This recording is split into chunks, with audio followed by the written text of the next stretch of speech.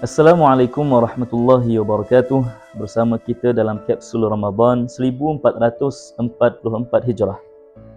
Rasulullah sallallahu alaihi wasallam pernah bersabda, "Ma naqasa malu 'abdin min sadaqah." Mafhumnya, tidaklah berkurang harta seseorang hamba daripada perbuatan sedekah. Muslimin dan muslimat yang dirahmati Allah Subhanahu wa taala, kita sedang berada dalam bulan Ramadan, bulan kebaikan dan bulan keberkatan. Maka antara perkara yang disunatkan adalah memperbanyakkan berinfak harta di jalan Allah Subhanahu wa taala.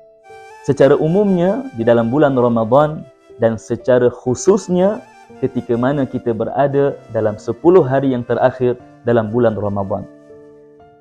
Rasulullah sallallahu alaihi wasallam satu ketika bersama dengan Anas bin Malik melihat ke arah sebuah lembah yang dipenuhi dengan kambing-kambing milik baginda sallallahu alaihi wasallam.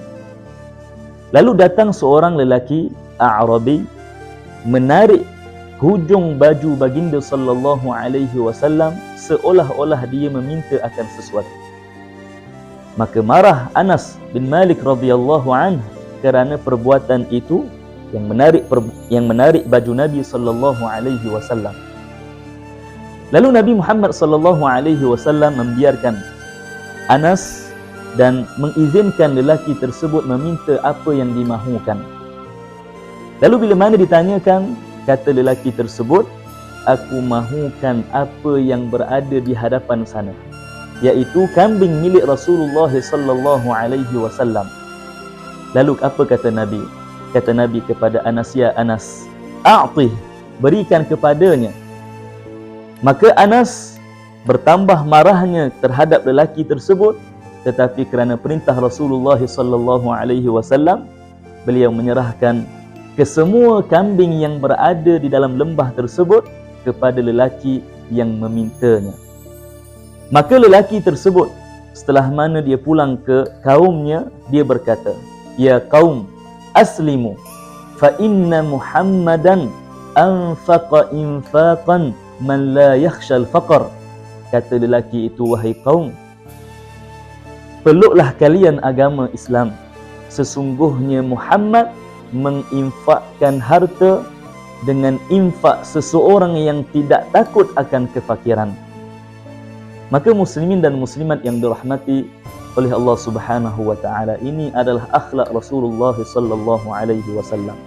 Seafdal dan semulia-mulia makhluk, antaranya beliau menginfakkan hartanya di jalan Allah Subhanahu wa taala dan tidak takut akan kefakiran, kerana baginda tahu bahawasanya pahala daripada infak tersebut akan kekal dan diganjari oleh Allah Subhanahu wa taala. Tuan-tuan yang dirahmati Allah Subhanahu wa taala, sekiranya kita takut akan kefakiran, sekiranya kita takut akan kekurangan harta disebabkan infak, ingatlah sabdaan Nabi sallallahu alaihi wasallam kepada Bilal bin Rabah ketika mana beliau dalam keadaan serba kekurangan, tetapi Rasulullah sallallahu alaihi wasallam tetap menggalakkannya menginfakkan harta di jalan Allah. Lalu kata Nabi kepada Bilal, "Anfiq Bilalu wala takhsha min dhil arshi iqlala." Maknanya, wahai Bilal, berinfaklah dan jangan engkau takut disebabkan infak daripada sedikitnya harta kamu.